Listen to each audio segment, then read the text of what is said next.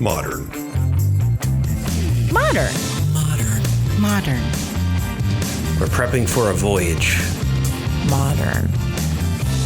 The force of an old-fashioned equals whiskey mass times bitters acceleration. Why don't you make that a double?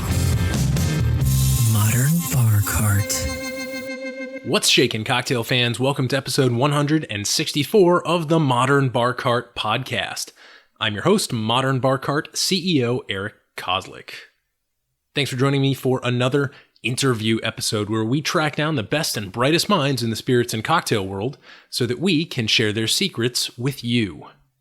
Last episode, we talked about a whole bunch of cocktail ingredients that you may have never heard of. And as fate would have it, we're in for another one of those here today.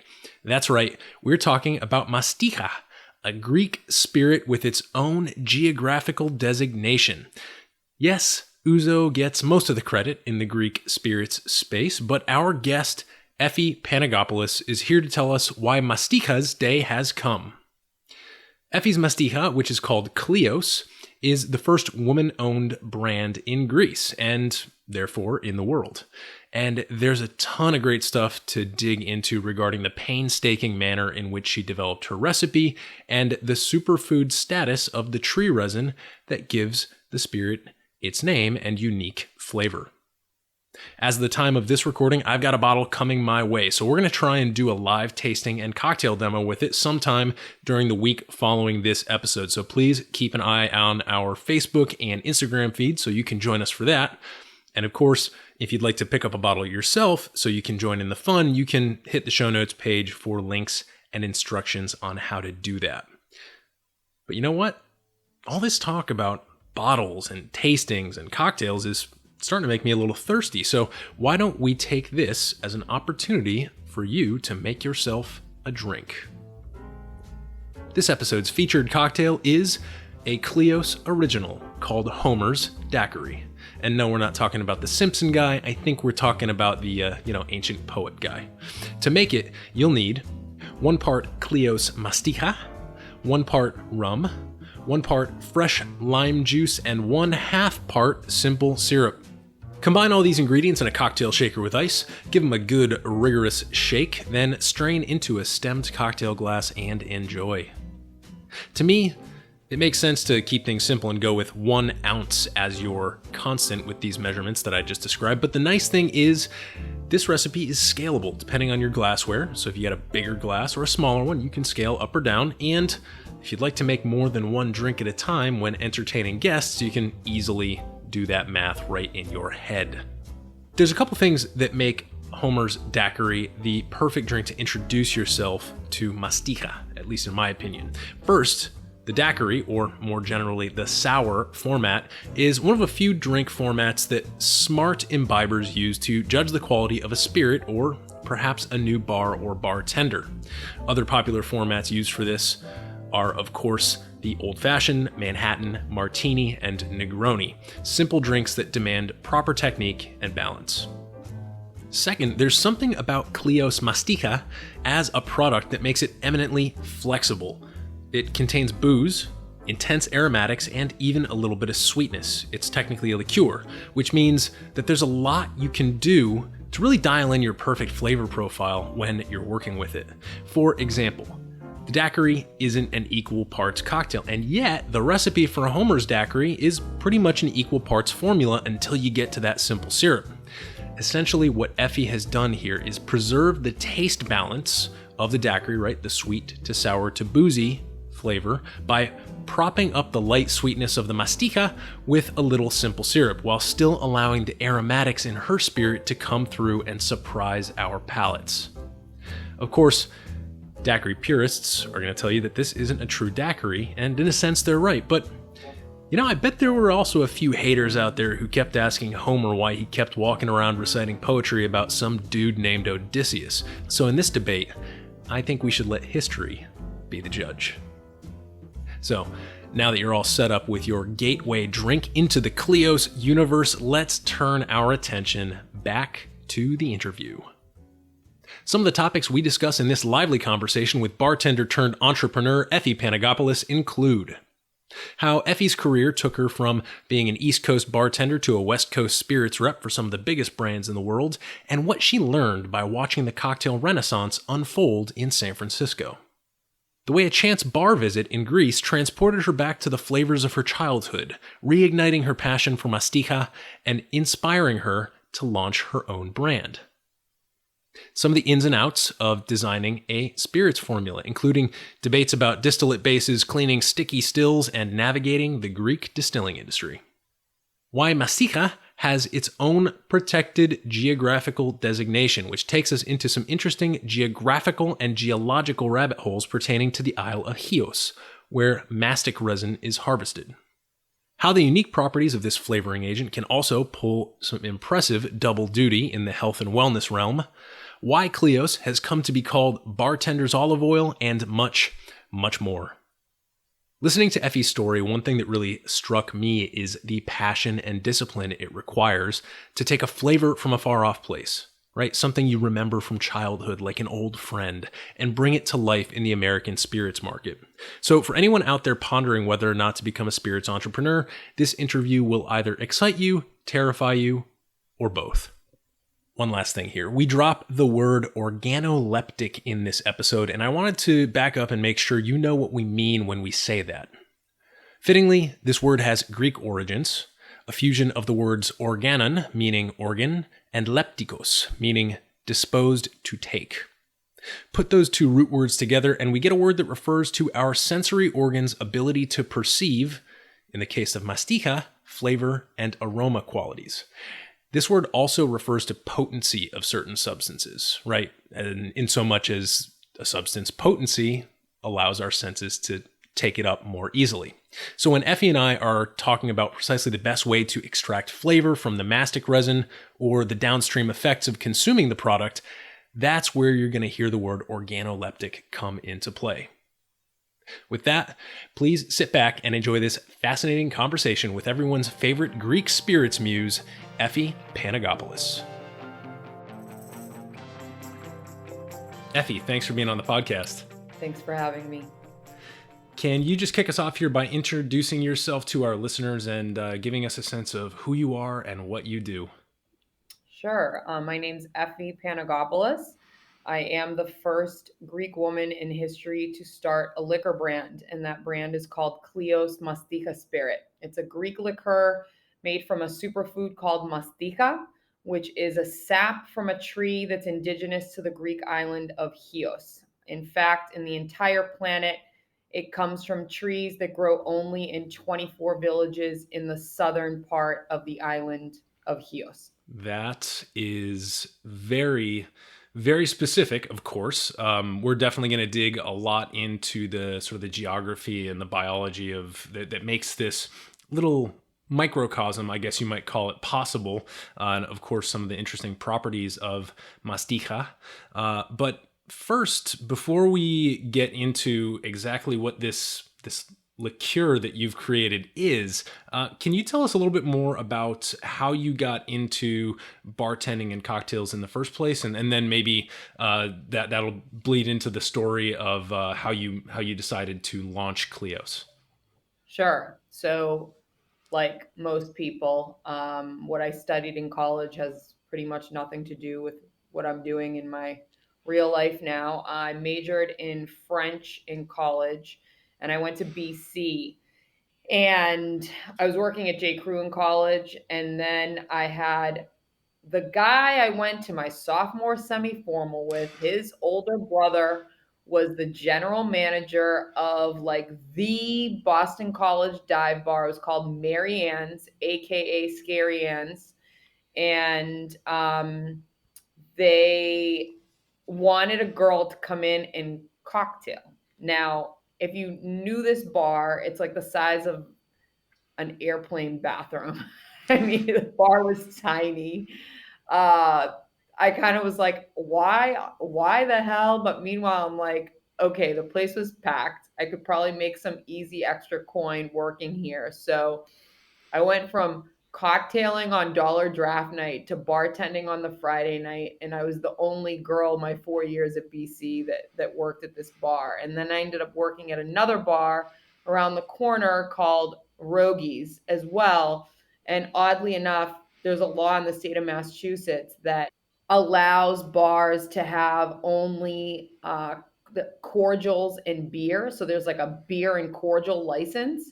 So this was one of those bars. We had 25 beers on tap and then cordials. So I had to get really creative making cocktails with cordials only. This was like my, first kind of real bartending gig in my like pre-20s actually, because I worked there when I was like 19. So I ended up going from there and working on the supplier side because post college, I worked for every brand under the sun doing tastings and promotions. So I was the Midori girl in Boston. I drove a green VW bug around the city that was Midori branded. I worked on Kahlua, Crevassier, Maker's Mark, Grey Goose, and Jaeger back in those days. And then my older girlfriends who had these, liquor rep jobs, I kind of was like suffering working 9 to 5. I taught high school Spanish, and then I worked for Univision doing copywriting. I copywrote commercials in Spanish. And I was still doing this stuff on the side, and I just thought, like, I want that job. Their job's so easy. All they do is hang out at bars, and so I ended up sending resumes for years. I mean, I was on the West Coast before I finally got a job in the industry, and I got 2 offers. One was with Brown-Forman, one was with Bacardi, both in San Francisco. I liked the Bacardi portfolio better, so that was kind of like my first real market manager job in the industry, and that was in 2004 in San Francisco, which was a great place to it's a great city to get your feet wet when we're talking about the world of, cocktail culture, because at the time it was really only San Francisco and New York that were really kind of progressive in terms of pushing classic cocktail culture forward. And like New York was more classicist, and then San Francisco was kind of like the progressive sister, right? So I met people, like Julio Bermejo when I was like 26 years old, and so glad that it was the city where I kind of really got my feet wet in like deeper into the business, because this is a city of real cocktail snobbery. So I also kind of like learned a lot very, very quickly from some of the best bartenders, not only in the country, but arguably in the world. Like people like Marco Dionysus. I don't know if you've ever heard of this guy. He helped open Smuggler's Cove. He's a class act. This is a bartender who will probably never sell out to work for a brand. He will stay behind the bar. But he's the person that when I was working, first had to do a Bombay program. I walked into his bar, which was the Starlight Room, and he asked me what were the 2 botanicals in Sapphire that weren't in Bombay Original. And I got one right. So imagine I got stumped by the bartender, and I'm the brand rep. But rather than like be a snob and make me feel stupid, he actually kind of, took me on a cocktail journey of classic gin cocktails. This was my first day on the job working for Bacardi in San Francisco. So just kind of goes to say like what kind of a city San Francisco is. I had my first French 75. I had my first Bramble from him, which to date is still like one of my top 10 cocktails. Like I love a Bramble. It's like an adult slushie, right? Totally. So oddly enough, if you go on the KLEOS website, you'll see a lot of my cocktails are crushed ice cocktails. So that sentiment stays alive today. That's awesome. Yeah. San Francisco really is a special city. We had a great interview about 6 or 8 months back with my friend Virginia Miller, who's she's based in San Francisco, and just especially in the year 2004. I mean, to be a fly on the wall at that place at that time, and to have a hand in building a cocktail culture that is still probably among the top 3 cocktail cities in the U.S. to this day. That's a big deal, and I think it's easy to romanticize timing. Because when you look back on timing, you're like, oh, I was in the right place at the right time. But there's a lot of work that goes on under the surface that makes that timing and that serendipity possible. So why don't you take us to the point in time when you decided that Mastiha, and specifically, a brand that you wanted to bring to market sounded like a good idea, or sounded like the thing you needed or wanted to do? Well, I mean, if we take that time in San Francisco, right? So I'm in this city where I'm being exposed not only to a fantastic cocktail culture, but just like, cocktail nerd after cocktail nerd, esoteric spirit after esoteric spirit. And I'm 100% Greek. My parents are off the boat. And I ended up getting recruited by Remy Cointreau for Metaxa, which is the largest global Greek spirit brand. And the role was a national brand ambassador role. And it's funny, I was like stoked, but then also kind of making fun of myself at the same time, because Metaxa is the stuff that like your grandfather or your dad was drinking. And, I called my dad up and he's like, oh, you have to get this job, Meanwhile, I'm kind of like, oh, how cool it will be to work on a Greek brand, but like, I don't love Metaxa, right? So I had to took me a while to like fully embrace the brand. The interview process itself was like 6 months, but this was the job that brought me back to Greece, and kind of reignited the love affair with the old country. I had spent most of my summers and entire summers as a kid in Greece. And then from the age of 16 till the age of 27, I had not gone back at all. So it was with this job that I returned back to Greece. And it was summer of 2008. I was in Mykonos and at this crazy beach bar called Namos, and everyone around me was doing shots of Mastiha, and it was all Americans. That was what really was the more intriguing part of it, was that it was all tourists and they were all drinking this Greek thing. And I was with a music producer friend of mine. He gives me a shot and I'm like, I knew the flavor profile.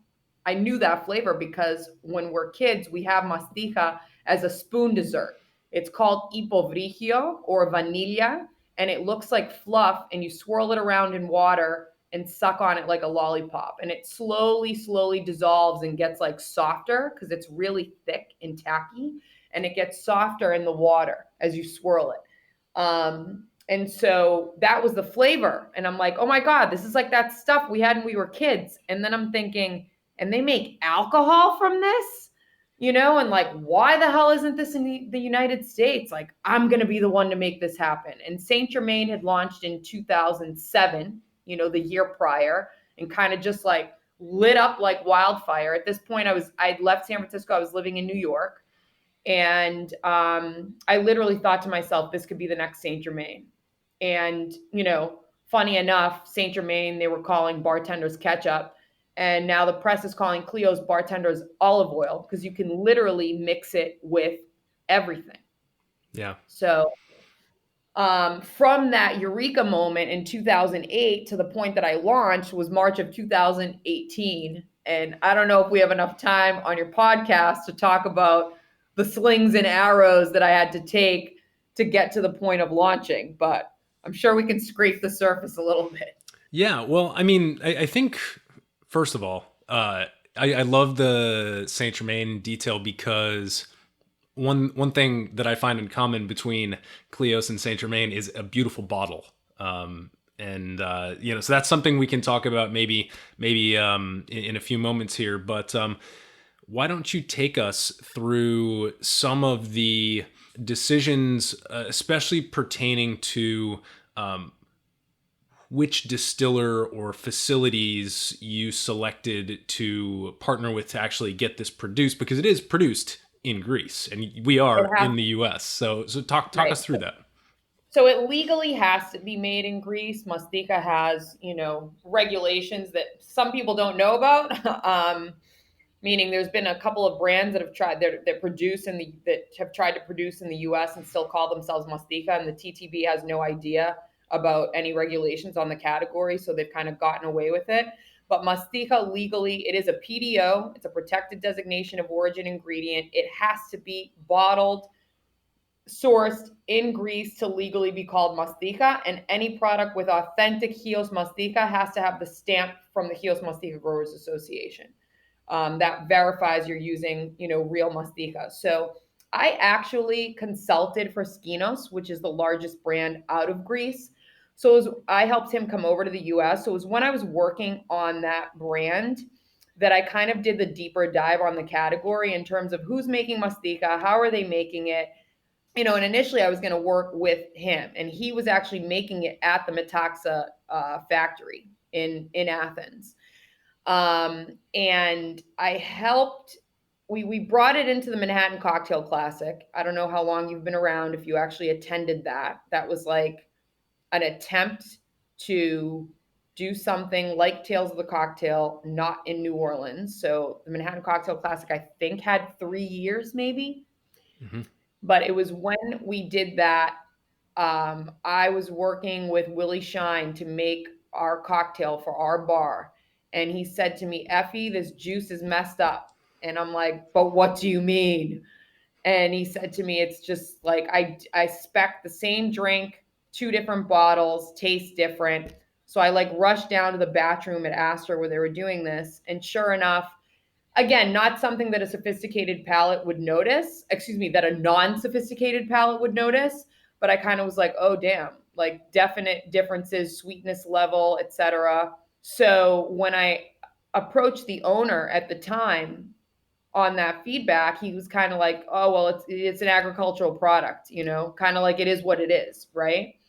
And so in my mind, I was kind of like, there's no way in hell that I'm going to hang my hat on a product that has consistency problems, particularly when my target was bartenders like this, And I mean, let's be honest, right? If you are a restaurant, you are a bar, you make a grilled cheese, you make a cosmopolitan, whatever it is, you want that drink to taste the same every single time that your customer is coming to your venue, right? So for financial reasons, I didn't move forward with the owner of Skinos, and I decided, you know what, I'm going to try to go at it on my own. And I initially actually just asked the distiller at Metaxa, I'm like, listen, do you guys have any exclusivity agreements? Because they're the biggest distillery in Greece.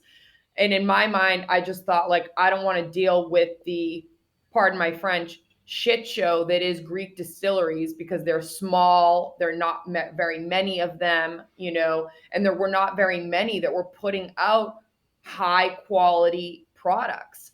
So I went to Metaxa first, and we did about 8 formulas there, and the only levers I had to play with were how much Mastiha and how much sugar. And they were using a neutral beet base. And so I frankly, I wasn't super excited. I picked a formula and I wasn't super excited, and I did focus group it. And believe it or not, it was like bartenders like Jim Meehan, Dushan Zarek. These were some of the guys that I had tasting like the first formula iterations of KLEOS.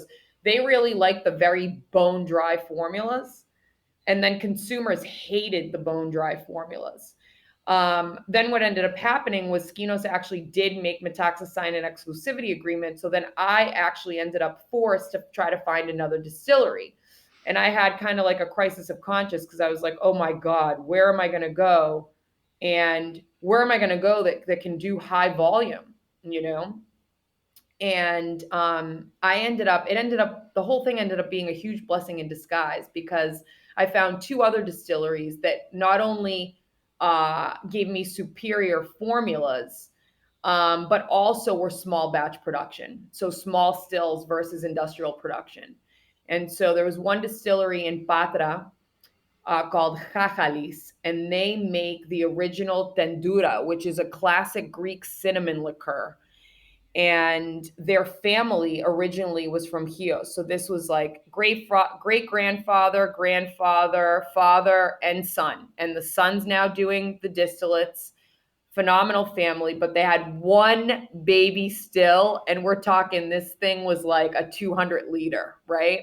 And they kept yesing me to death on like my business plan and my quantities, which is something that Greeks typically will do. And I just like, I love these people, but I kind of was like, I'm so scared shitless I'm going to end up having to buy them a still and come work on the production line myself, that I wasn't ready to take that risk. And then really I ended up getting connected to the Isidoros Arvanitis distillery, which is on the island of Lesbos. They make Greece's #1 ouzo, which is ouzo plomari. And when I went to the distillery, it was kind of this like, moment. Like I walk in, they've got 18, not one, 18 baby stills, 400 liters. And they're just pumping out ouzo like practically 5 days a week because they do over 1 million cases of their ouzo. And then they had 2 dedicated stills for Mastiha. And I'm the first Greek woman in history to start a liquor brand. The distiller there is the first Greek female distiller. So I kind of was like, bingo, this is phenomenal. And she was the only distiller that I worked with that was open to my whims of trying different bases. And then she came up with the idea of this double distillation method that we use. And she uses 2 different forms of Mastiha. So we use the raw resin first, so we can kind of extract as many flavor and aroma compounds from the raw ingredient as possible. So there's barely any distilleries in Greece that are using the raw resin, because you can imagine once you put that in the still, it sticks all over the still. In fact, the distiller at Metaxa told me that they ruined a pot still on their first tries of making Mastiha because you basically have to clean the still while it's still hot so that you can scrape out the Mastiha. And so we do a first distillation with the raw resin, and then we do a second distillation with the essential oil. So that is what solves the problem of the consistency issues. The second distillation with the essential oil rectifies the spirit, and that's the way that she can ensure it's the same batch to batch, regardless of the fact that that first distillation with the raw resin is going to have its variance and inconsistency according to the seasons, et cetera, right?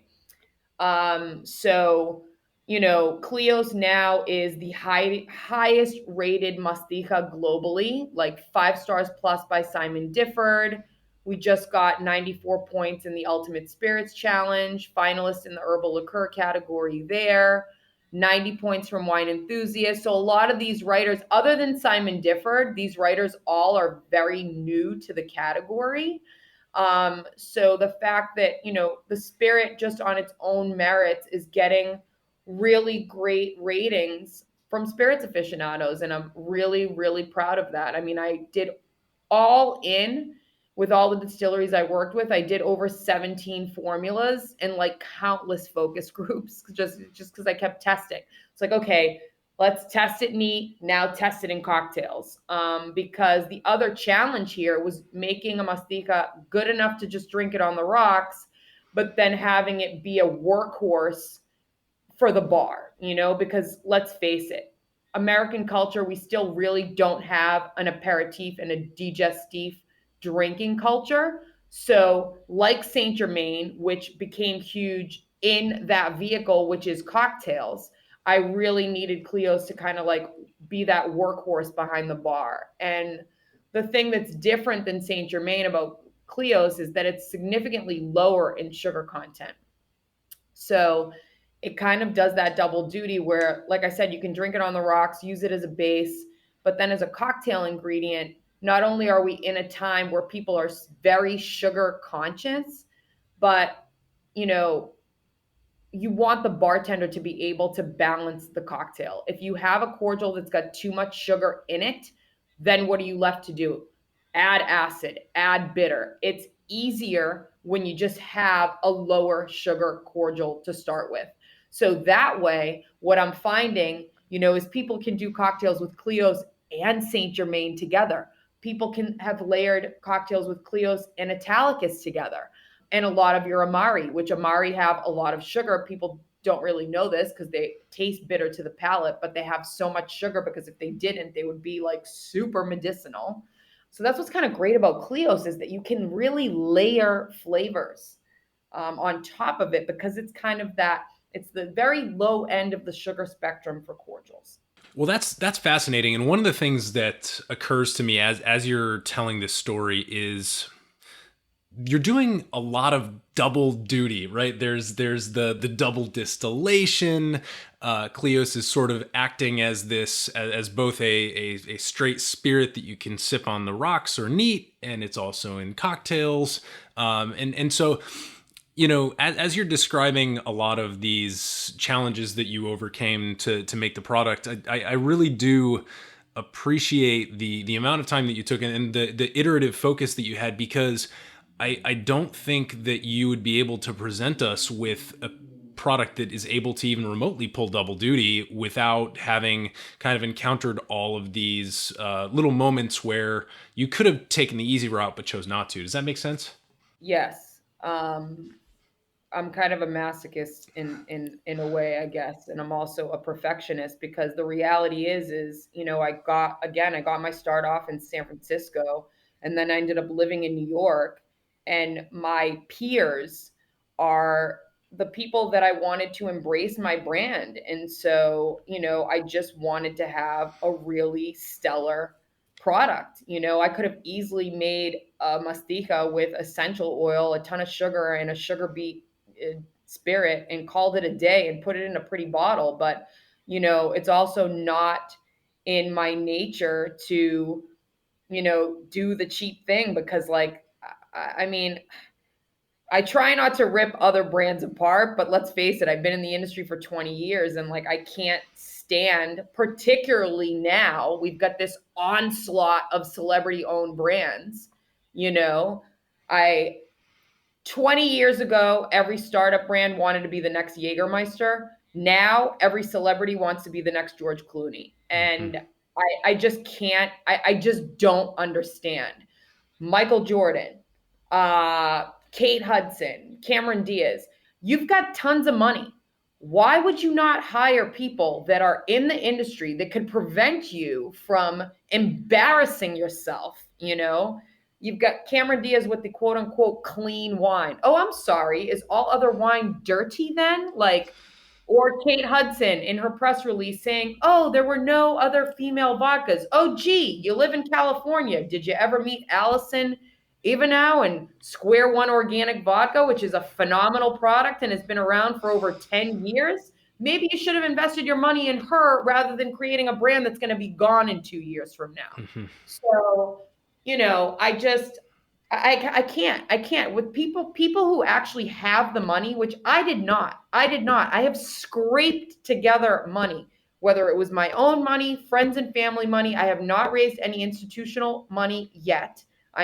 Will be trying to once I get out of COVID, you know, but the people that actually have the resources that don't take the time and do the diligence to actually put something out there that's stellar, that's going to last, it blows my mind. You know, I wanted to create a product that would be the first brand to really represent Greece in a modern way and something that I want to live well beyond my lifetime, you know? And so taking a couple years to figure out the formula, why wouldn't I, you know?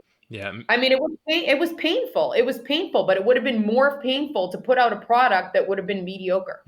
You know? No, it makes complete sense. And can you remind me what base you did end up settling on instead of sugar beet? Yeah, it was a neutral grain spirit. Cane was pretty great as well for anyone that's like looking to create a cordial. Neutral cane spirit's pretty awesome. But then I didn't want people to think it was like Greek rum or whatnot. And really the neutral grain spirit it's truly neutral. I mean, there's no aroma. What I found with I tried beet corn as well. These are kind of the bulk spirits most widely available on the global market. And some of them are not truly neutral. Like there's some funk there. There's definitely some aromatics that kill some of the organoleptic qualities of the Mastiha. So we just needed a really kind of clean, and again, I don't want to use this word now, I just made fun of it, but a very neutral backbone so that the Mastiha could really shine. And that's the thing with KLEOS, is it is a crystal clean Mastiha distillate. Most of the distilleries in Greece that are making Mastiha are also making ouzo, and anise is a miserable flavor and aroma to get out of the still. So the fact that we've got dedicated stills also ensures like you're not getting any of that kind of anise aroma on the bouquet at all. It is just Mastiha. And what's funny about that is people taste KLEOS and they'll say like 20 things. Paul Packolt's review was like asparagus, white asparagus, green garden freshness. I've had people say dill, celery, parsnips, turnips, ginger, aloe.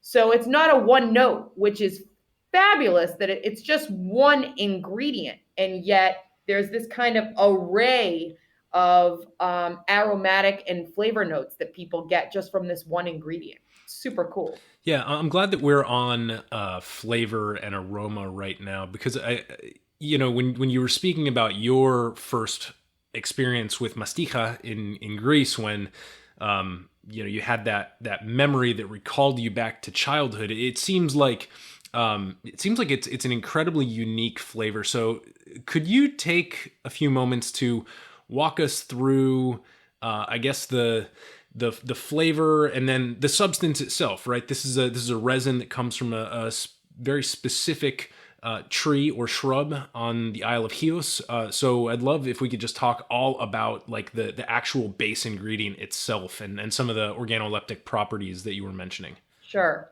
If you were to go down to the actual fields where the Mastiha trees are, the smell is something akin to eucalyptus or sage. And the essential oil is actually quite mentholy. If you were to take like a dab of essential oil, it's got this instantaneous, real like medicinal quality and effect. So if I were to have made a bone dry Mastiha, that's what it would have been much closer to. So it would have been much more gin-like. And the reality is Mastiha, as we know it and grow up with it in Greece, is very confectionery, because they take that raw ingredient and then mix it up with glycerin and a crap load of sugar. And the resulting flavor is something closer to like vanilla. And so KLEOS is not that at all. So with KLEOS, I wanted to be closer to the raw ingredient. And we all know sugar acts like a flavor amplifier, right? So really kind of hit that sweet spot between kind of floral, sweet, and then herbaceous. Like I like to say, if Saint Germain is at one extreme at floral and sweet, and then Chartreuse is at another extreme at herbaceous, KLEOS kind of plays right in the middle. It is very, very well balanced. But the number one tasting note with KLEOS is actually going to be cucumber. That's what I get the most often with blind tasting is cucumber, sweet tea, and then cocktail bartenders say carrots all the time. And then, like I said, you've got that kind of array of aloe, ginger, celery, dill, mint. When I first gave KLEOS to Tony Abou-Ghanem, and I first gave KLEOS to Armando Rosario, who Armando is the kind of mixologist for Southern Wine and Spirits in Florida. And Tony's, Vegas-based, did the original beverage program at the Bellagio. He's another one that's been around forever. They both actually commented on the acidity in KLEOS, which I found to be quite interesting. So not masking the Mastiha with a ton of sugar, you kind of even get a little bit of acidity, which is why it's so great just drinking it on its own. So again, it's the type of thing you kind of gotta you gotta try it for yourself because it's so unique that it takes a while for you to get it into your DNA and be able to identify it of like, oh, that's Mastiha, Mm-hmm. you know? Yeah, and you just mentioned chartreuse, and a lot of what you're saying right now reminds me of the first time that I ever tasted chartreuse. It was one of those moments where the only thing I can compare it to is like seeing a new color with your tongue. I didn't know that flavor could be that flavor before I tasted that liqueur, and it seems to me that KLEOS is in a similar position, but instead of being in that position due to over 120 herbs and spices, you're in that position due to one thing and a couple of smart decisions, right? There's the sugar, there's the first and second distillation that you were mentioning. All of these things play into the effect that you're able to achieve. But I think a couple of things. One, I see those garden tasting notes being upward trending these days. Whereas maybe 5 years ago, you would have seen 5 and even 10 years ago, you would have seen flavor notes mostly associated with bourbons and maybe well-aged rums as trending upward. You would see vanillas, caramels, Sure. coconuts, whatever. Those flavor notes are trending upwards. I have never seen, and maybe it's due to some of these amazing gins that are coming onto the market, but I've never seen so many garden flavors be so on trend for such an extended period of time. You've got pink gins that were really a craze about a year or two ago, and now we're finally starting to get to the point where there are non-gin and sometimes even non-alcoholic, what you might call no ABV cocktail ingredients that are also with the seed lips of the world. Yep. So yeah, it's huge. It's on trend. And I think that, it's going to be really interesting to see that as you're able to kind of enter into more and more markets here in the US, just the type of feedback that you get from different types of consumers. Can you talk, I guess, a little bit about how people have been using KLEOS in cocktails behind the bar to date, and maybe some of the more popular applications? I know that you've got one with you right now. Yeah. So the signature cocktail for KLEOS, the recipe's right on the bottle, is called the Cleopatra. I like to joke the woman responsible for the downfall of the Roman Empire was Greek, and so is your new drink. Cleopatra was actually of Greek descent, third generation descendant of Ptolemy, which is the same family as Alexander the Great. And her name is derivative of the word Kleos. And her name actually means glory of the country or glory of the father. So that was actually one of the reasons that I selected the name KLEOS, was not only the meaning, but the fact that it could lend itself to cocktail names. So the Cleopatra is literally just 3 ingredients: KLEOS, basil, and lemon. And it was created by a guy named Michael Menegos, who, if Dale DeGraff is like the godfather of the New York cocktail family tree, Michael Menegos is that person for Greece and for Athens specifically. He was global brand ambassador for, or like a kind of like a brand director for Havana Club for a while. So imagine the Cubans went and hired a Greek guy. This is how much street cred he had, in his heyday. And so Michael created that drink, and then I riffed off that drink, and I created one called the Big in Japan, which is KLEOS shiso and lemon.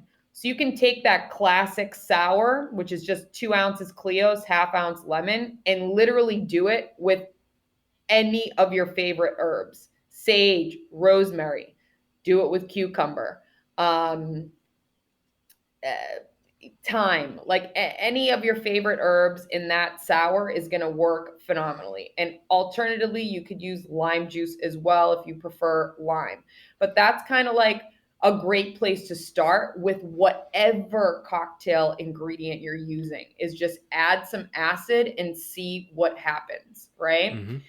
So that's your starting point. Now, with most of the recipes that I ended up, kind of finagling with KLEOS, we just went 1-1. So 1 ounce KLEOS, 1 ounce, pick your base spirit, pick your fruit, pick your citrus, pick your herb. So that's kind of a really easy way to build a KLEOS cocktail. And obviously that would be more of a sour style or cobbler style of a drink. And then you can obviously use it as a sub in classics. Like one of the drinks I have, it's called the Jean Cocteau. And it's a Corpse Survivor #2 that I subbed KLEOS in instead of the absinthe. So it's gin, KLEOS, Lillet, Cointreau. Phenomenal drink, all equal parts. Absolutely delicious. My God, that sounds amazing. And it's a little less off-putting than I love absinthe, but literally only a quarter ounce. I can't really handle much more. But most consumers kind of like, again, and I say most, meaning let's say 80% cannot really handle those intense flavors of absinthe, even chartreuse, can be a little off-putting. So KLEOS is much, much more approachable. When we're talking about bartenders, I'm going to say the number one go-to for KLEOS is gin. Like Food and Wine had approached me a while back. They were doing a piece. It was like, why Mastiha must be in your bar cart now. And they asked me for recipes and I was like, done. I reached out to bartenders around the country, LA, Texas, Boston, New York, Chicago. Everybody gave me gin recipes. So that's definitely the number one go-to. And what's funny about that too is that like during blind tastings, consumers sometimes will say it's like a sweet gin when they try it blind. And then for me, my next go-tos are going to be agave. KLEOS is phenomenal with tequila and mezcal, and it's going to bring out more of those kind of grassy vegetal notes. There's some minerality with KLEOS as well that like just pairs brilliantly with agave. One of the other drinks that's on my bottle that I actually created, I call the Ay KLEOS Mío instead of Ay Dios Mío. And it's just a Tommy's margarita inverted. So it's 2 KLEOS, 1 tequila, half lime, black pepper instead of salt. And it is like just a great variation on your standard margarita. And it's going to be a little less sweet than what it would be using Cointreau. That sounds amazing. And going back to the comment that you made about minerality in the KLEOS, as I was thinking about the idea of using a sap or a resin as your primary flavoring agent in a distillate, one of the things that occurred to me was that it's almost like the tree is doing the first distillation for you, because the sap is, obviously derived from the tree after it absorbs water and nutrients and all that stuff from the actual local space. So it's this really interesting type of terroir where the first distillation actually just goes through a plant. And I'm going to have to think about that for a little while, because I don't think that thought has never actually crossed my mind. So I don't really know how to articulate it better than that. But I do really love the idea of minerality in a liqueur, because I don't think it's something that we come across all that much. I mean, sometimes with the more quinine style liqueurs, you could get something that looks or walks and talks like minerality, but really it's just kind of quinine. But outside of those types of spirits, I really like minerality in something that has a touch of sweetness. And I imagine that paired with all the other kind of gardeny flavor aspects of Mastiha are probably what makes it such a flexible tool behind the bar. Yeah, I mean, these islands, the Cycladic Islands, most of the Greek islands sprouted of volcanic eruptions eons ago. So you're talking like super mineral rich soil. In fact, so the kind of bizarre thing about Mastiha, I mean, besides 3,000 years of history and so many fun facts and anecdotes, is that the trees grow only in the southern part of the island. They don't grow, like they planted them in the northern part of the island and the trees grow, but they don't produce the same aromatic sap. So in the Mastichochoria, the scientific reason they say that the trees only grow in the southern part, there's like 3 reasons. One being the terroir and the position of these villages in relation to like this mountain range. So the mountain range kind of shields the trees from wind and rain, and it's pretty dry and arid for the majority of the year there, because the rain will ruin a whole harvest. It will wash it away, right? So there's that. I've asked the Growers Association if they've done a mineral soil analysis, and they're not giving up the goods. And they will not grow trees in a greenhouse. The cultivation of Mastiha has also been honored by UNESCO. It's on its list of intangible cultural world heritage. So this is something that is done 100% by hand. There's nothing automated about the process.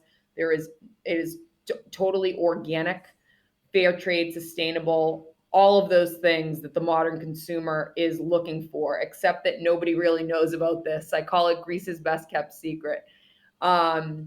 So there's that, there's the terroir, and then there's, what they attribute to eugenics. Over time, the ancient Heians were picking the best trees that gave them the most resin to repropagate. And you replant a tree from the branch. There is no seed. So you just cut a branch, stick it in the ground, 5 years that will mature to, being a Mastiha tree that you can cultivate. A tree's matured around 20, and then they're old at around 100, right? But there are very, very old trees. And the harvest is only from July until September, July 15th till the end of September. So they get a break. They get to rejuvenate over the winter time, because basically the way they harvest the trees is by making little incisions on the tree. So when they make those incisions, you're essentially wounding the tree, and its excreting of its resin is its healing mechanism. And the third reason would be the systematic cultivation over time. So this is something that's been passed down, from family to family, generation to generation. There are no big companies that own trees. This is very much independent. The Chios Mastiha Growers Association is about 3,000 families that have these trees that harvest them to cultivate the sap. 10 years ago, the average age of a Mastiha farmer was 65 years old. So it was also very much a job done by the elderly. And it's now lowered to 55 years old, because a lot of younger people have come back to the island to kind of resurrect their family's tradition. There are trees that are laying around unclaimed, unharvested, and this is something like when I first started on this journey, 2008, there were about 10 brands of Mastiha. There's now 50 brands. The majority of those brands are made with artificial Mastiha, which Turkey is notorious for creating artificial Mastiha. So not everyone is using authentic Chios Mastiha, but this has become, a hot category, not only for liqueurs. Mastiha is used in skincare. It's also used in bandages. It's used in surgical thread because it helps with wound healing and skin regeneration. Chanel started using Mastiha in their blue serum cream because it's also kind of used as an anti-aging ingredient. And it's used in toothpaste, mouthwash, and then some really weird shit, pardon my French, is they use it in like varnishes, like paint varnishes. So it's got, and then I'm forgetting the main use, which is in pharma.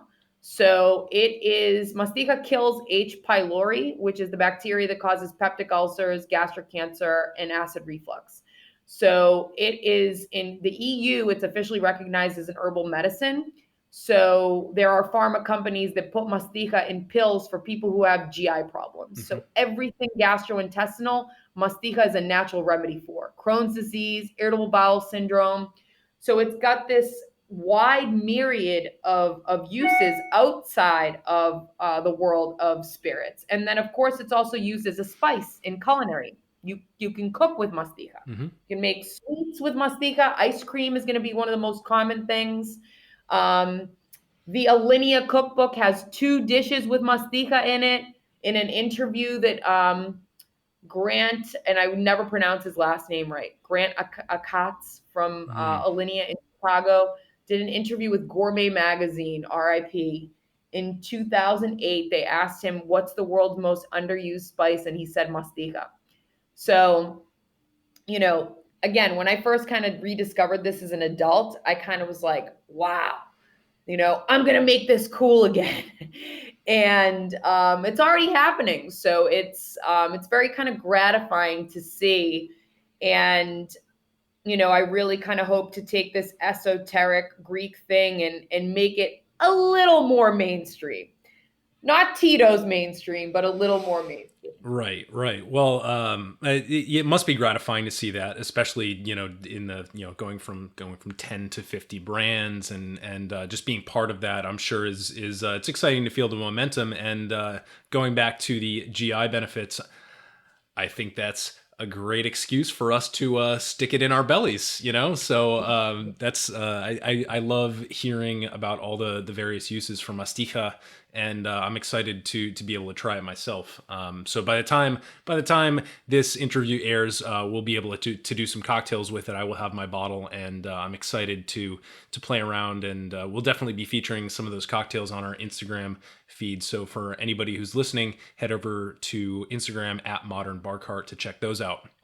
So Effie, I think the logical place to go from here would be to just ask if, before we jump into the lightning round, if there's anything else you'd like to share or any updates about where KLEOS is currently available, like how to get our hands on it, and where maybe you have plans to expand to, as you said, once the COVID is done pummeling us.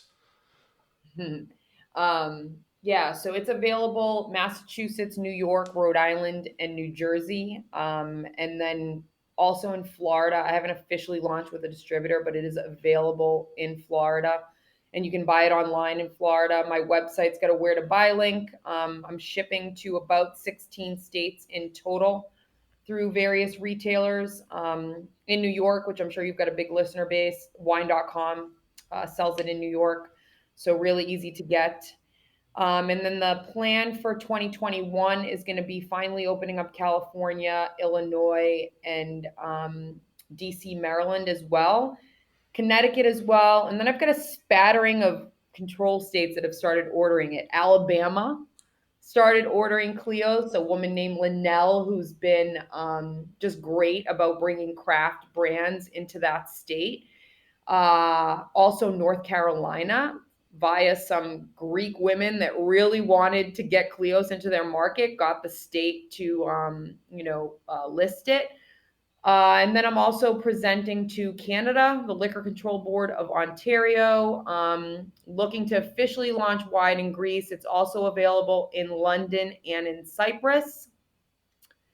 So yeah, that covers most of it. That's fantastic. And then of course I plan to take over the world, but not until we can get out of this COVID mess. Yeah, I feel you on that front. So we'll have links to all those places on the show notes page over at modernbarcart.com/podcast for this episode. So you can go ahead and check out Effie's website. I got mine from like greekspirits.com or something like that. So there's a lot of different options, and shipping restrictions have certainly been eased a little bit, but due to the fact that there's 50 states and we all like to have our own freaking rules, there's not just one, unfortunately, a source for all this. So please head over there, check out, see if KLEOS is available in your jurisdiction, and we will have some ideas for you to start playing around with it. So with that, how about a couple of lightning round questions? Sure. I would also say just follow at Drink KLEOS on Instagram. I answer all those messages as well. So, I'm literally giving people cocktail recipes, making them recipes for their parties. So whatever you need, they can message me directly. That is awesome. I love the hands-on approach. So getting into lightning round questions, what is your favorite cocktail? And if you can't name a favorite of all time, what's something you've most recently fallen in love with? I'm going to go with a Mezcal KLEOS 50/50. Ooh. With a grapefruit wedge, pink grapefruit wedge. What kind of mezcal? Any? Do you have a particular brand or agave varietal that you gravitate toward? I love them all, but I don't know. I guess I used to drink a decent amount of Chichicapa, Del Maguey. I like my friends over at El Silencio as well. God, there's so many brands. It's too hard. I know. I love that Chichicapa.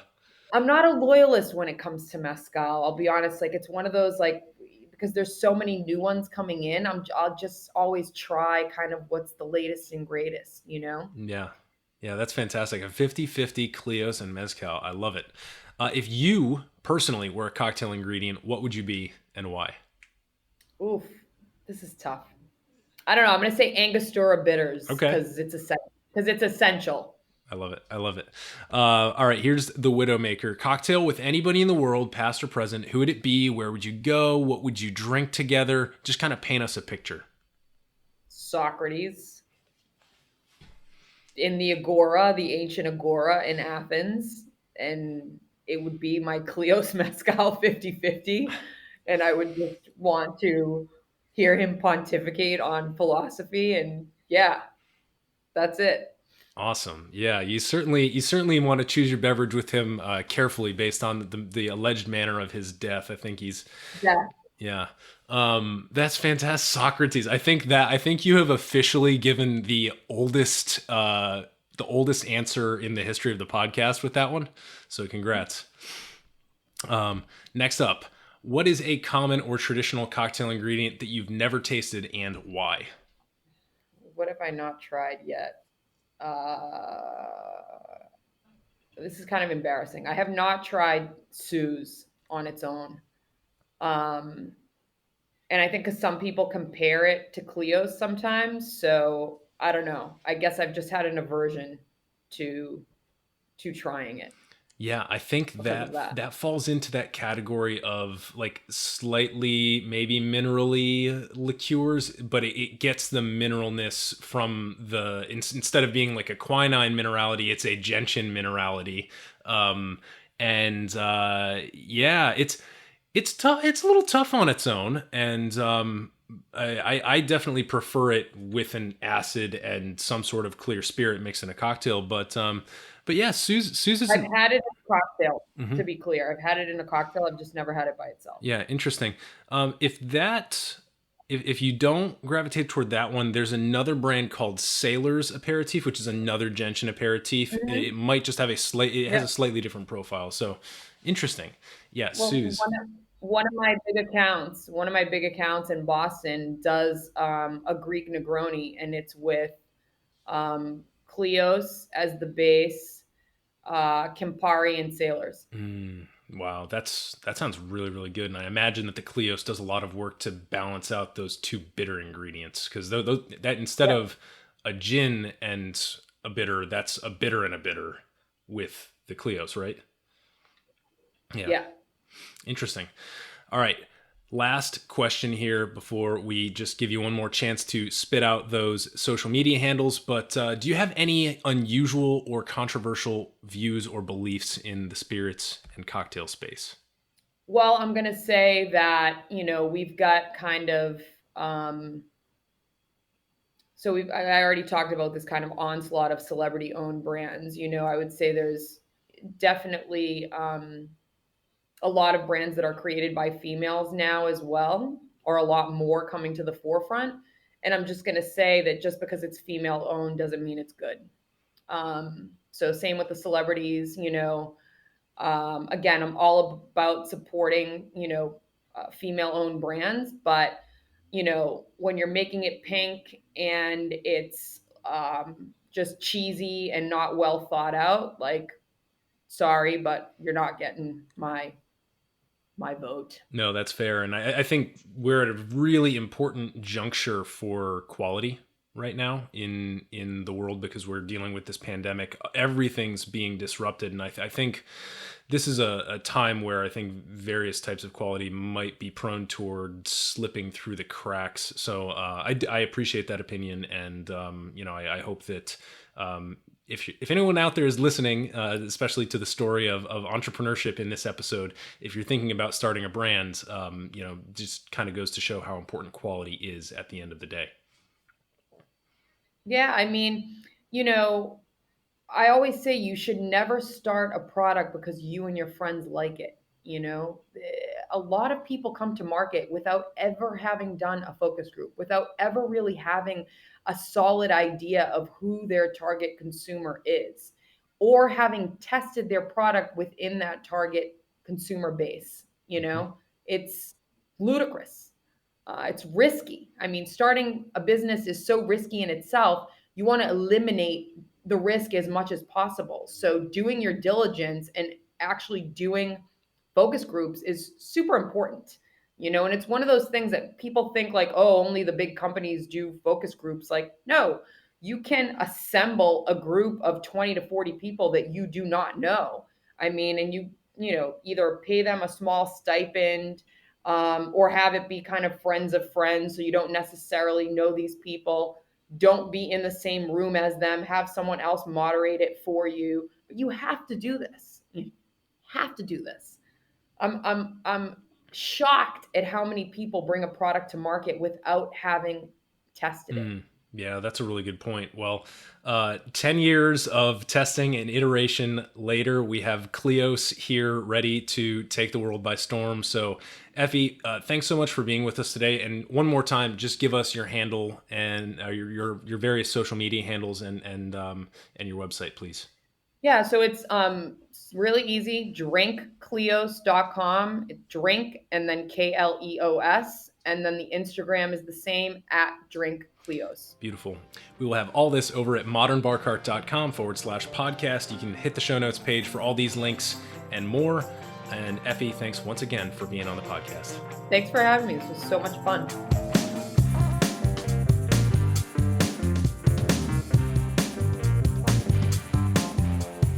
Hey everybody, thanks for listening. If you enjoyed this episode, there's two big things you can do for us here at Modern Bar Cart. One would be to tell your friends and family if you think they'd enjoy listening to us talk about cocktails. And if they don't download podcasts, they can always stream our episodes on their desktop directly from the show notes page at modernbarcart.com. The other thing you can do to help would be to head on over to iTunes or wherever you download your podcasts and leave us a review. 5 stars are great, but we're more interested in your feedback. And the beauty is, the more reviews we have, the easier it will be for other folks out there to learn about our show. We're trying to start a cocktail revolution here, and by spreading the word, you're helping us fight the good fight. You can always reach us by emailing podcast@modernbarcart.com if you're looking for cocktail or bartending advice, or if you're a pro who would like to pull up a mic and be interviewed for all to hear. Also, definitely follow us on Instagram and Facebook @modernbarcart for cocktail porn, recipes, and entertaining tips. And keep an eye out for new product releases and special offers, which are happening all the time. We love our listeners, and we really enjoy giving you exclusive discounts and sneak peeks at our latest and greatest cocktail projects. This episode may be over, but for you, the mixological fun and adventures are just beginning. So remember, folks, drink responsibly and experiment boldly.